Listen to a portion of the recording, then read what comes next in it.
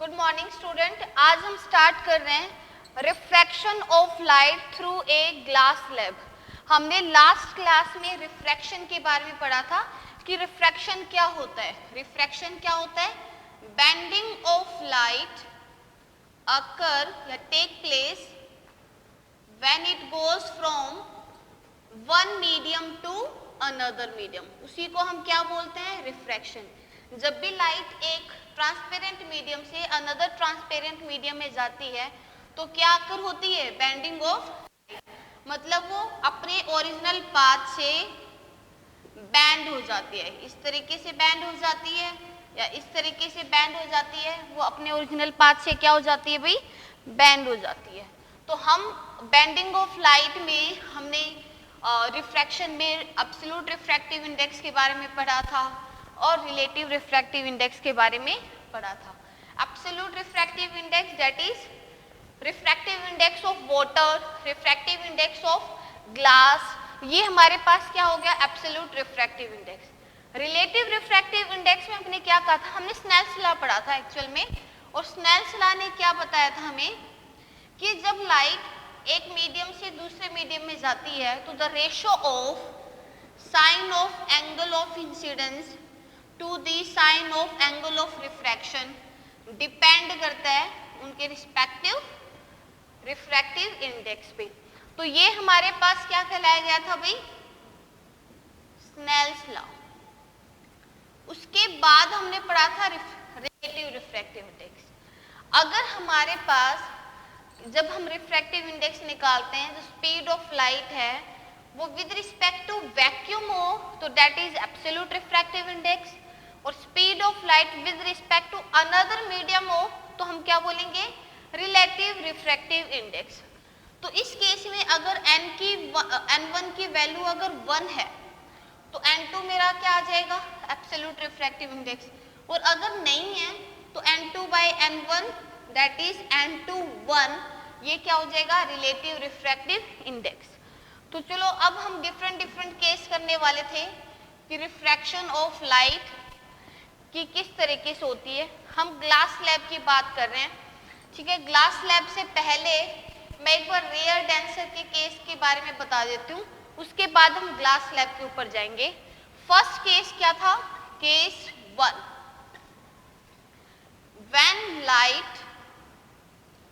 when light goes from rare to denser medium. When light goes from rare to denser medium, we know that rare medium क्या होता है? जिसका refractive index कम होता है। Rare medium क्या बताया था मैंने? Optically rare medium. Optically rare medium क्या था? का लो रिफ्रैक्टिव इंडेक्स होता है, उसे हम क्या बोलेंगे भाई? Optically rare medium. और जिसका हाई रिफ्रैक्टिव इंडेक्स हो उसको हम क्या बोलेंगे? Optically denser medium. मान लो कि आपको दो मीडियम दे रखा है, ठीक है। उन दो मीडियम में अगर आपको ये चूज करना हो कि कौन सा वाला रेयर मीडियम है, कौन सा वाला डेंसर मीडियम है, तो बहुत सिंपल है। जिसका रिफ्रैक्टिव इंडेक्स कम वो हो जाएगा रेयर मीडियम, जिसका रिफ्रैक्टिव इंडेक्स ज्यादा वो हो जाएगा डेंसर मीडियम। तो चलो हमने क्या किया कि जब लाइट कैसे जा रही है? From rare to denser medium, ठीक है। मैं यहाँ केस ले लेती हूँ कि when light goes from air to water, when light goes from air to water, air कैसा काम करेगी? रेयर मीडियम का। क्यों करेगी भाई? क्योंकि उसका रिफ्रैक्टिव इंडेक्स क्या होता है? 1। अच्छा, वाटर किस मीडियम का काम करेगा? डेंसर मीडियम का। क्यों करेगा भाई? क्योंकि इसका रिफ्रैक्टिव इंडेक्स 1.33 है जो कि 1 से ज्यादा है, तो इसका हाई रिफ्रैक्टिव इंडेक्स है, तो ये डेंसर मीडियम हो गया। Clear point? ये मैंने लिखा एयर और ये लिखा मैंने वाटर। क्लियर है? एयर को मैंने लिख दिया Na, वाटर को मैंने लिख दिया Nw। चाहे आप N1 N2 ले लो, वो भी इजी है, मैं इधर लिख लेती हूँ। Okay, when light goes from rare to denser medium. अब लाइट किस में है भाई? रेयर मीडियम में। किस में है? रेयर मीडियम में। मैं इस पॉइंट पे क्या बना दूं? नॉर्मल। इस पॉइंट पे मैंने क्या बना दिया है? नॉर्मल बना दिया है। ये एंगल क्या हो जाएगा? आई। क्लियर है? अब यहाँ पर इसका ओरिजिनल पाथ कैसा होना चाहिए था? इसका ओरिजिनल पाथ ऐसा होना चाहिए था, ठीक है। लेकिन लाइट जब एक मीडियम से दूसरे मीडियम में जाएगी तो क्या होगी? लाइट बैंड होगी। लेकिन बैंड दो तरीके से हो सकते हैं, या तो वो नॉर्मल से इस तरफ हो या नॉर्मल से दूर हो। तो हम यहाँ पर फर्स्ट देखते हैं, यहाँ पर हम स्नेल्स लॉ करते हैं यूजिंग स्नेल्स लॉ।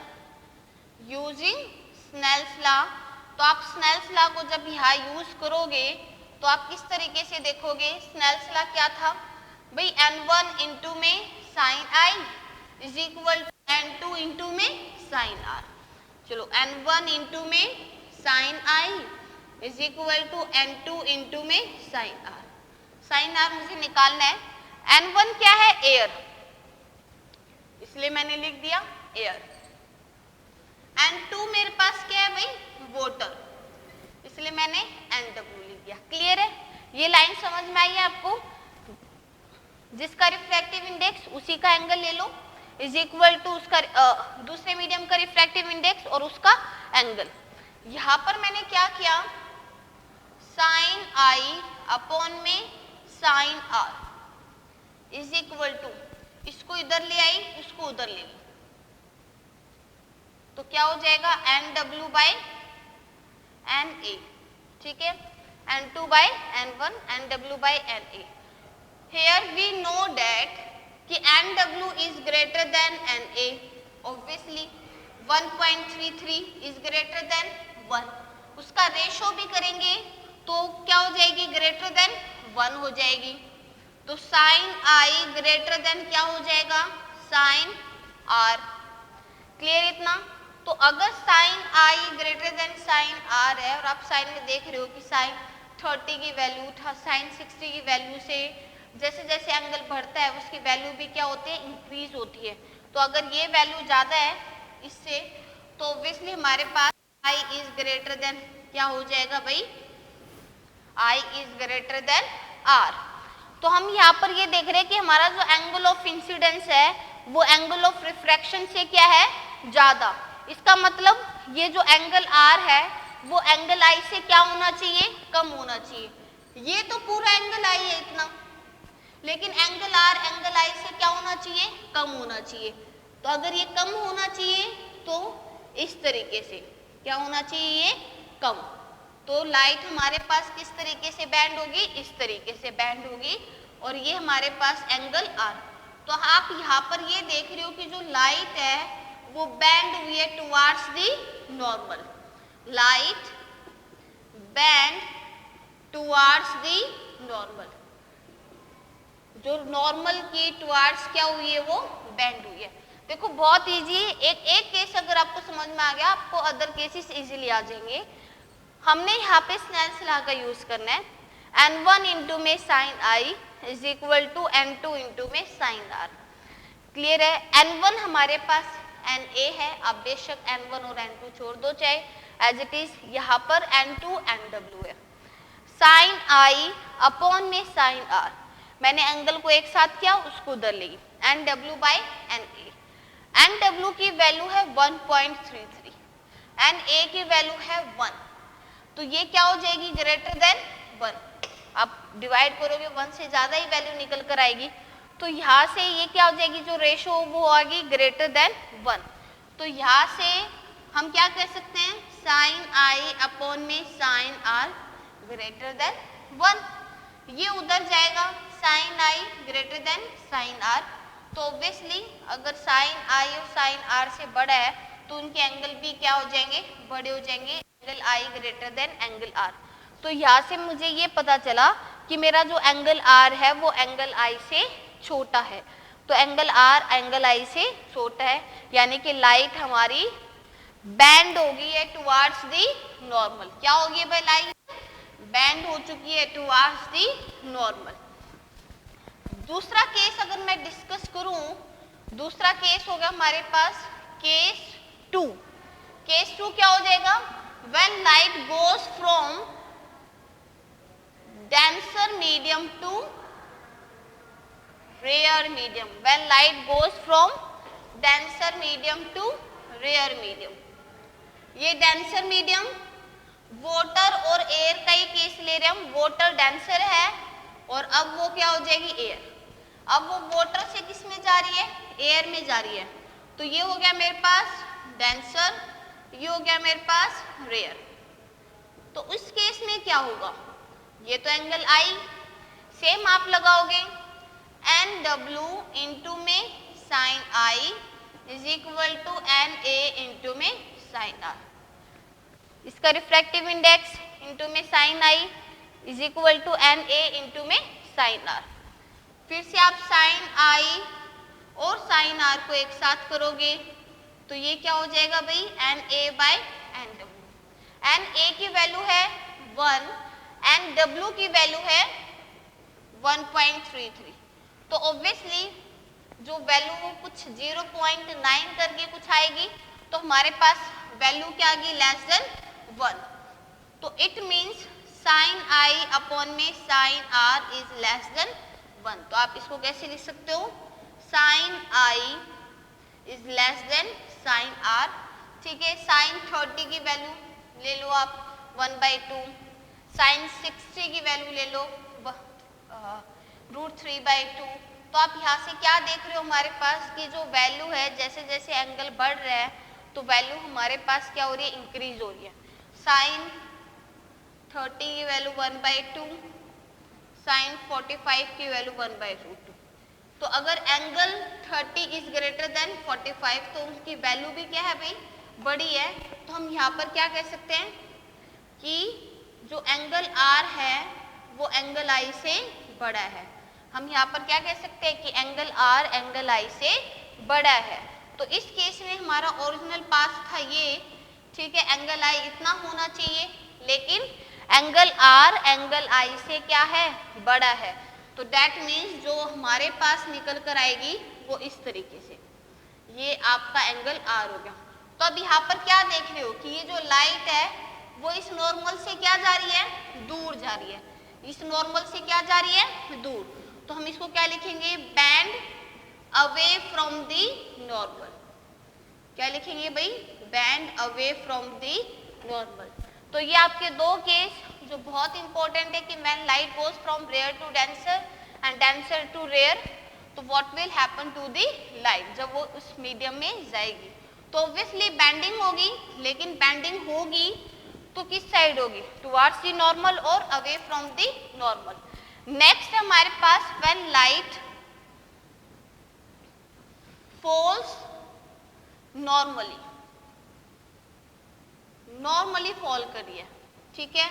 मान लो कि ये एयर है, ये वाटर है, और लाइट कैसी फॉल कर रही है? नॉर्मली फॉल कर रही है। तो इन दैट केस अगर आप देखोगे तो हमारे पास एन ए, यहाँ पर नॉर्मल भी यही है और एंगल ऑफ इंसिडेंस भी यही है। तो एंगल आई क्या हो गया? 0।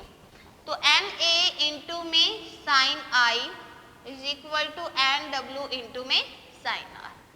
तो एन ए इंटू में साइन 0, एन डब्ल्यू इंटू में साइन आर। साइन 0 इज 0, ठीक है। 0 इंटू एन ए क्या हो गया? 0। तो हमने यहां से निकाला साइन आर की वैल्यू। साइन आर की वैल्यू क्या आ जाएगी भाई? 0/n_w। क्या आ जाएगी? 0। तो एंगल साइन की वैल्यू 0 कब आती है? व्हेन एंगल आर इज 0, ठीक है। एंगल आर भी क्या हो जाएगा? 0 डिग्री। भाई 0 पे साइन की वैल्यू क्या होती है? 0 होती है, लेकिन कोस की वैल्यू क्या होती है? 1। तो यहाँ से क्या पता चला कि एंगल आर क्या है? 0 है। इसका मतलब कि लाइट अनदर मीडियम में तो जाएगी, लेकिन कैसे जाएगी? स्ट्रेट। लाइट कैसे जा रही है? स्ट्रेट जा रही है, यानी अनडेविएटेड। Light goes undeviated. ठीक है, जब लाइट नॉर्मली फॉल करती है, चाहे वो कोई भी सरफेस हो, किसी भी इंटरफेस के ऊपर अगर लाइट नॉर्मली फॉल करेगी तो लाइट कैसे जाएगी, अनडेविएटेड, यानी कि स्ट्रेट जाएगी, बिना मुड़े जाएगी। ओके, नेक्स्ट फोर्थ केस हमारे पास क्या है भाई, अगर मैं फोर्थ केस को डिस्कस करूं तो फोर्थ केस क्या है कि अगर लाइट सेम मीडियम में जाए, एंगल लाइट कुछ भी हो, लेकिन अगर लाइट हमारे पास सेम मीडियम में जा रही है, when light goes from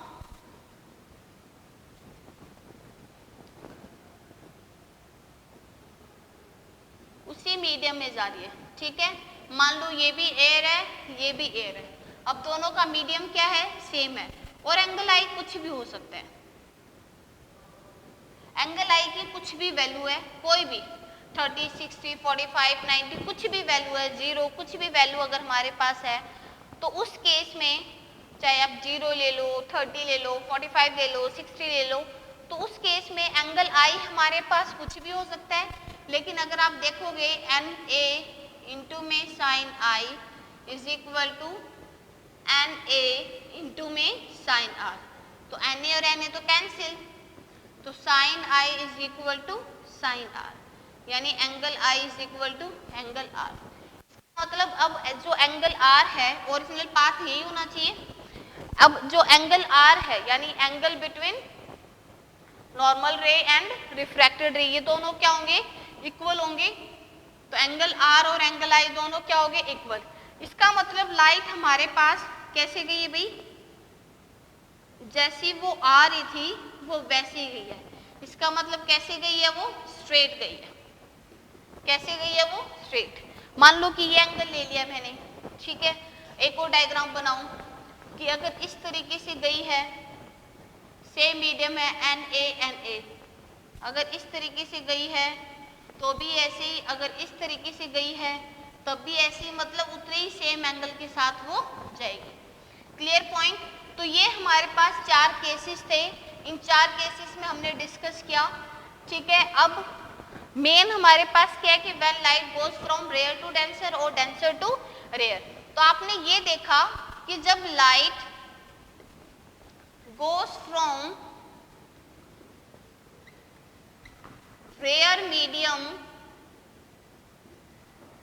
to denser medium, when light goes from rare medium to denser medium, तो क्या होती है, लाइट बैंड होती है टुवार्ड्स दी नॉर्मल, बैंड होती है light towards the normal.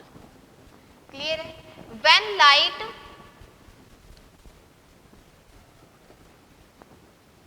goes from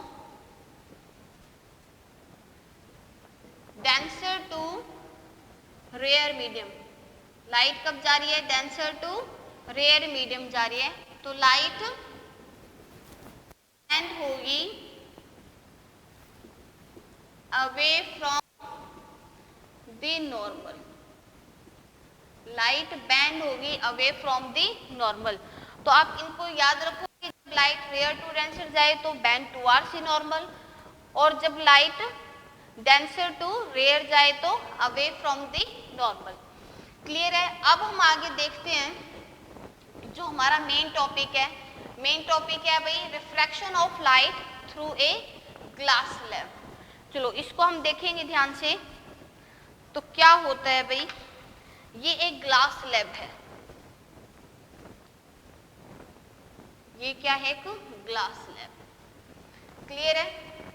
glass slab है तो ग्लास से बना है, तो उसका रिफ्रैक्टिव इंडेक्स क्या ले लिया मैंने, Ng। इस ग्लास स्लैब की जो थिकनेस है वो मैंने क्या ले ली, T। इस ग्लास स्लैब की थिकनेस मैंने क्या ले ली है, T ले ली है। अब लाइट यहाँ पर फॉल की है इस तरीके से, लाइट कैसे फॉल करी है, इस तरीके से। अगर यहाँ पर ग्लास मीडियम नहीं होता तो लाइट कैसे जाती भाई, यू स्ट्रेट जाती। लेकिन नाउ अब हमारे पास ग्लास मीडियम आ चुका है और ये एयर है, ये एयर है, लेकिन ये क्या है, ग्लास। तो ये फर्स्ट इंटरफेरेंस है, एयर ग्लास इंटरफेस। ये सेकेंड इंटरफेस है ग्लास और एयर का इंटरफेस। तो आप यहाँ पर क्या देखोगे कि जब रेयर टू डेंसर, ऑब्वियसली इसका रिफ्रैक्टिव इंडेक्स कम है, इसका ज्यादा है, when light goes from rare to denser, तो अभी बताया था क्या होगी, light bend towards the normal, bend towards the normal. ठीक है, ये एंगल I मान लिया मैंने और ये एंगल R1 मान लिया। अब लाइट यहाँ आ चुकी है, कहाँ आ चुकी है भाई, यहाँ आ चुकी है। इस पॉइंट को अगर हम देखें ध्यान से, अब लाइट कैसे जा रही है, ग्लास टू एयर, यानी डेंसर से रेयर जा रही है, तो क्या हो जाएगा, light bend towards the light band away from the normal, away from the normal है तो उस केस में इस तरीके से जाएगी। तो ये मैंने एंगल R2 मान लिया और ये एंगल E मान लिया। क्लियर है? तो आप इस ग्लास लैब में देख रहे होगे ध्यान से, अगर मैं इसी पाथ की बात करूं तो आप यहाँ पर ये देख रहे होगे कि ये एक तरह से पैरेलल शिफ्ट हुई है। तो क्या होता है कि अगर मेरे पास लाइट ट्रेवल कर रही है और लाइट ट्रेवल कर रही है एयर में, तो लाइट आती, और हमें पता है सेम मीडियम में जा रही है तो लाइट स्ट्रेट ही जाएगी और लाइट इस तरीके से चलेगी। लेकिन लाइट के पाथ में मैंने एक ग्लास स्लैब रख दिया, तो क्या हुआ, मैंने जैसे ग्लास स्लैब को उसके पाथ में, यानी उसके उस जो पाथ में, जिस पाथ में वो जा रही थी वहां पर रखा, तो लाइट इस तरीके से बैंड होकर और इस तरीके से चलेगी। यानी सिंपल क्या हुआ कि जाना था उसको इस तरीके से और वो चली गई यहाँ पर।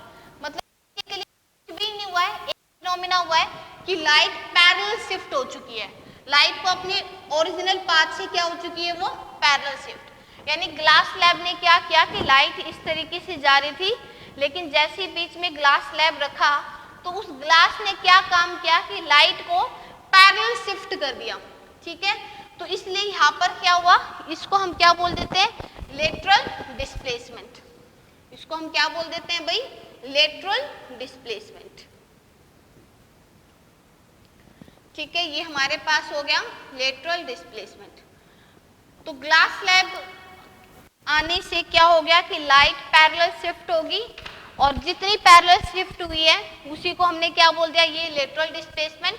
तो इस लेटरल डिस्प्लेसमेंट को मैं क्या बोलूंगी, परपेंडिकुलर डिस्टेंस है between original incident ray path और जो फाइनल रिफ्लेक्टेड रे या फाइनल इमर्जेंट रे है, उसी को हमने क्या बोला है भाई, लेटरल डिस्प्लेसमेंट। तो ये हमारे पास क्या आ जाएगी, इंसिडेंट रे, ये क्या होगी मेरी इंसिडेंट रे। ओके, और ये हमारे पास रिफ्रैक्टेड रे क्योंकि बैंड हो चुकी है, और ये हमारे पास फाइनल इमर्जेंट रे की इमर्ज हुई है फ्रॉम ग्लास स्लैब।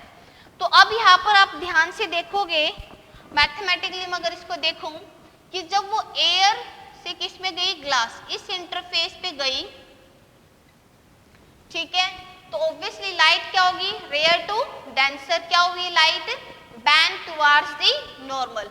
लेकिन स्नेल्स लॉ लगाएंगे, स्नेल्स लॉ के लगाने से क्या निकल कर आया हमारे पास, साइन आई अपॉन में sine R is equal to N G by N A, is equal to N G by N A. Equation लिख दी मैंने first, N A into sine I is equal to N G into में sine R1। ठीक है, आप इसको लिखोगे, यही टर्म बनेगी। नेक्स्ट अगर मैं बात करूं सेकेंड इंटरफेस पे, सेकेंड इंटरफेस क्या है, जब ग्लास से किस में गई थी, एयर में गई थी, तो उस केस में अगर आप देखोगे एन जी इंटू में sine R2 is equal to by N A into में साइन E। क्लियर है? तो अब मैंने क्या किया, साइन E ऐसा का ऐसा रखा, एन ए को उधर लेंगे, तो N G by N A is equal to sine E upon में साइन R2। ये क्या बन गई मेरे पास, सेकेंड इक्वेशन। फर्स्ट और सेकेंड इक्वेशन को आप इक्वेट कर सकते हो, क्योंकि यहाँ भी N G by N A है और यहाँ पर भी N G by N A है। तो आपने यहाँ पर क्या देखा, ये हमने इस इक्वेशन को क्या कर दिया, equate. equate equation 1 and 2, we get Ng by Na is equal to sin I by sin R1 और Ng by Na is equal to sin E by sin R2। तो हमने क्या देखा कि sin E by sin R2 is equal to sin I upon में sin R1। अब थोड़ा सा डायग्राम की अगर हम देखेंगे तो हम क्या देखेंगे कि ये भी एक नॉर्मल है, ये भी एक नॉर्मल है, ठीक है। ये इस सरफेस पे नॉर्मल है और ये इस सरफेस पे नॉर्मल है। ऑब्वियसली ये एक दूसरे के क्या होंगे भाई, पैरेलल, ठीक है। ये वाली जो लाइन है, दिस वन, ये जो लाइन है ये वाली, ये किसका काम करेगी, ट्रांसवर्स का काम करेगी। ये लाइन और इस लाइन को अगर आप आगे बढ़ाओगे तो ये क्या बन गई भाई, पैरेलल लाइन, और ये क्या होगी, ट्रांसवर्स। तो ये एंगल और ये एंगल हमारे पास क्या हो जाएंगे, इक्वल हो जाएंगे, ठीक है। तो इंटीरियर एंगल हमारे पास क्या हो जाएंगे, इक्वल हो जाएंगे। तो एंगल R1 और एंगल R2 दोनों हमारे पास क्या हो गए, इक्वल। तो ये और ये दोनों आपस में इक्वल, तो कैंसिल आउट। तो हम क्या बोल सकते हैं, sine E is equal to sine I। तो यहाँ से क्या हुआ, angle I is equal to angle E। ये सबसे इंपॉर्टेंट है कि angle I is equal to angle E, ठीक है। हमने यहाँ से क्या देखा कि लाइट जिस एंगल के साथ गिर रही है, मान लो 30 डिग्री के साथ गिर रही है, तो 30 डिग्री बनाते हुए ही वो क्या निकलेगी, बाहर निकलेगी। तो ग्लास स्लैब ने क्या काम किया कि जब हमारी लाइट इस तरीके से पाथ में जा रही थी, ग्लास स्लैब के बीच में रखते ही वो जो पाथ है वो क्या हो गया, पैरेलल शिफ्ट हो गया। वो पाथ क्या हो गया, पैरेलल शिफ्ट। तो इसका इससे हम क्या देखते हैं कि लेटरल डिस्प्लेसमेंट, और हमें यहाँ पर क्या फाइंड आउट करना है, लेटरल डिस्प्लेसमेंट फाइंड आउट करना है। लेटरल डिस्प्लेसमेंट की अगर मैं बात करूं, ठीक है, अगर मुझे लेटरल डिस्प्लेसमेंट फाइंड आउट करना है तो मैंने ये एक बना लिया, ये मेरे पास लेटरल डिस्प्लेसमेंट होगी जिसको मैंने M1 बोल दिया। तो ये जो लेटरल डिस्प्लेसमेंट है M1, ये क्या है भाई, परपेंडिकुलर डिस्टेंस है बिटवीन ओरिजिनल पाथ, या मैं बोल सकती हूँ incident ray and final emergent रे। तो इसको मैंने क्या बोल दिया, परपेंडिकुलर डिस्टेंस। तो अगर आप यहां पर इसको निकालोगे, अब मैंने एक इसको और बढ़ा दिया है, मेरे पास एक ट्राइंगल बनकर आ चुका है। इस पॉइंट को मैंने बोल दिया P, इसको मैंने बोल दिया O, क्लियर इतना। तो इस ट्राइंगल को हम अगर ध्यान से देखें, ये एंगल हमारे पास क्या है भाई, R1, ये क्या है मेरे पास, R1। तो ये कितना बच गया, I माइनस में R1, ये इस तरीके से है ऐसे। तो ये I है तो ये भी क्या हो जाएगा, I। लेकिन अगर इस तरीके से लाइट बैंड होगी तो ये हो गया R1, तो अब ये क्या बचा, I माइनस में R1। क्लियर इतना पॉइंट। तो हम इसकी बात करते हैं, ये R1 है और ये क्या हो जाएगा, I माइनस में R1। तो in triangle PMN, in triangle PMN, ये परपेंडिकुलर है, ये बेस है, मैं इस तरीके से बना देती हूँ, ठीक है। ये M N और ये P, ये I माइनस में R1। तो आप यहाँ पर क्या देखोगे, इन ट्राइंगल PMN में आप क्या देखोगे कि ये परपेंडिकुलर जो हमें निकालना है, ये बेस है और ये क्या है, हाइट। तो ये हमारे पास P अपॉन में H क्या हो जाता है भाई, साइन। P अपॉन में H क्या होता है, साइन। एंगल क्या है, I माइनस में R1। P क्या है, M1। P क्या है, M1। H को मैंने एज इट इज छोड़ा, तो M1 is equal to H sine I minus में R1। M1 is equal to H sine I minus में R1। अब मुझे अगर H की वैल्यू पता चल जाती है तो देन मेरा लेटरल डिस्प्लेसमेंट भी निकल सकता है। तो आप H की वैल्यू को कैसे निकालोगे, नाउ आप ट्राइंगल कौन सा यूज करोगे, दिस वन। कौन सा ट्राइंगल है भाई? POM। ट्राइंगल क्या हो गया? POM। तो इस ट्राइंगल में ये हमारे पास 90 डिग्री, ठीक है, तो ये फिर से बन गया P, B और ये बन गया H। तो आप क्या लिखोगे? B अपॉन में H इज इक्वल टू कोस, और एंगल ये क्या है मेरे पास? R1। B क्या है हमारे पास? ये बेस, और बेस किसने दे रखी है? थिकनेस। इसको मैंने क्या बोल दिया? T अपॉन में H is equal to cos R1। तो H की वैल्यू यहां से आ गई T अपॉन में कोस R1। तो आप H की वैल्यू यहां से पुट करोगे, तो आप H की वैल्यू पुट की तो आपकी MN इज इक्वल टू आ गई T अपॉन में कोस R1 साइन I माइनस में R1। तो ये हमारे पास लेटरल डिस्प्लेसमेंट का फॉर्मूला है। तो अगर आप लेटरल डिस्प्लेसमेंट को देखोगे किस किस के ऊपर डिपेंड करता है, तो लेटरल डिस्प्लेसमेंट हमारा, lateral displacement directly proportional to T है, यानी थिकनेस। जितना ज्यादा स्लैब की थिकनेस होगी उतनी ज्यादा क्या हो जाएगी? वो डिस्प्लेस होगी, यानी उतनी ज्यादा और पैरेलल शिफ्ट होती जाएगी।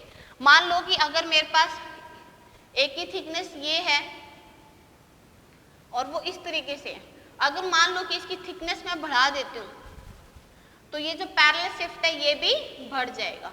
इसका मतलब जैसे जैसे ये थिकनेस बढ़ती है, ये जो लेटरल डिस्प्लेसमेंट है यानी जो परपेंडिकुलर डिस्टेंस है वो भी बढ़ता जाएगा, डायरेक्टली प्रोपोर्शनल टू n, यानी रिफ्रैक्टिव इंडेक्स पे भी डिपेंड करता है। अगर कोई मटेरियल हाईयर रिफ्रैक्टिव इंडेक्स का है, ठीक है, तो वो क्या हो जाएगा? उतना ही ज्यादा लेटरल डिस्प्लेसमेंट होगा। क्लियर इतना पॉइंट? डायरेक्टली प्रोपोर्शनल टू, इसकी अगर मैं बात करूं तो हमारे पास हो जाएगी incident angle, directly proportional to incident angle. Incident angle यहाँ पर आपने देखा है कि जैसे जैसे एंगल बढ़ रहा है वैसे वैसे पैरेलल शिफ्ट भी होगा, यानी अगर मैंने इतना ले लिया और इतना ले लिया, एंगल आई मेरा बढ़ता जा रहा है, तो लेटरल डिस्प्लेसमेंट भी बढ़ेगा। लेकिन लेटरल डिस्प्लेसमेंट की अगर मैं बात करूं तो हमारा जो लेटरल डिस्प्लेसमेंट है, लेटरल डिस्प्लेसमेंट वो हो जाएगा इनवर्सली प्रोपोर्शनल टू वेवलेंथ। या जो मैं लाइट डाल रही हूं ना वो लाइट है मोनोक्रोमेटिक लाइट। वो क्या है भाई? Monochromatic light. मोनोक्रोमेटिक लाइट क्या होती है? सिंगल कलर की लाइट। आपने एक लेजर लाइट डाल दी, ठीक है, सिंगल कलर की लाइट है, तो वो सिंगल कलर की लाइट क्या हो जाएगी? Monochromatic light. उसकी वेवलेंथ होगी, मान लो कि आपने रेड कलर डाल दिया, आपने क्या डाल दिया? Red colour. तो आपको पता है कि रेड कलर की जो वेवलेंथ है वो क्या होती है? मोस्ट। और जो वॉयलेट है उसकी जो वेवलेंथ है वो क्या होती है? लीस्ट। तो सबसे ज्यादा लेटरल डिस्प्लेसमेंट किसका होता है भाई? वॉयलेट का। यानी जितनी कम वेवलेंथ उतना ही ज्यादा लेटरल डिस्प्लेसमेंट, जितनी ज्यादा वेवलेंथ उतना ही कम लेटरल डिस्प्लेसमेंट। तो लेटरल डिस्प्लेसमेंट क्या होता है हमारा? इनवर्सली प्रोपोर्शनल टू लैम्डा, यानी वेवलेंथ। तो वॉयलेट का लेटरल डिस्प्लेसमेंट क्या है भाई? मैक्सिमम है। तो refraction of A light through a glass slab में आपको सिंपल अगर देखना हो तो सिंपल कैसे देखोगे? इस डायग्राम के बेस पे। डायग्राम बहुत इंपॉर्टेंट है कि इंसिडेंट रे आई नॉर्मल से क्या हो जाएगी? बैंड टुवार्ड्स द नॉर्मल, क्योंकि वो डेंसर में गई है। उसके बाद जब वो किस में जाएगी भाई? डेंसर टू रेयर, तो क्या हो जाएगी? Away from the normal. तो मैं अगर इसकी समरी की बात करूं, आप उसको शॉर्ट में अगर मैं बताऊं तो ग्लास स्लैब में आपको क्या देखना है कि लाइट आई, लाइट रेयर टू डेंसर जा रही है, यानी अब ग्लास में जा रही है, तो क्या हो जाएगा भाई? Band towards the normal. और फिर हमारे पास जब डेंसर टू रेयर जाएगी तो अवे फ्रॉम दी नॉर्मल। और इसको पाथ को अगर मैं बढ़ाऊं तो ये हम क्या देख रहे हैं? Perpendicular distance. तो ग्लास स्लैब क्या करता है? ग्लास स्लैब सिर्फ और सिर्फ लाइट को पैरेलल शिफ्ट करता है और कुछ भी नहीं करता है, और आपको इस तरीके से डायग्राम के थ्रू आना चाहिए। और ये जो पैरेलल शिफ्ट करता है, ये लेटरल डिस्प्लेसमेंट, ये किस किस के ऊपर डिपेंड करता है, directly proportional to T and I, लेकिन इनवर्सली प्रोपोर्शनल टू किसके हैं, वेवलेंथ के। ये इन 4 फैक्टर्स के ऊपर डिपेंड करता है। तो ये थी हमारे पास refraction of light through a glass slab. Next class में जो हमारी आगे जो क्लास होगी, हम रिफ्रैक्शन के बारे में पढ़ेंगे और उससे रिलेटेड कुछ क्वेश्चंस को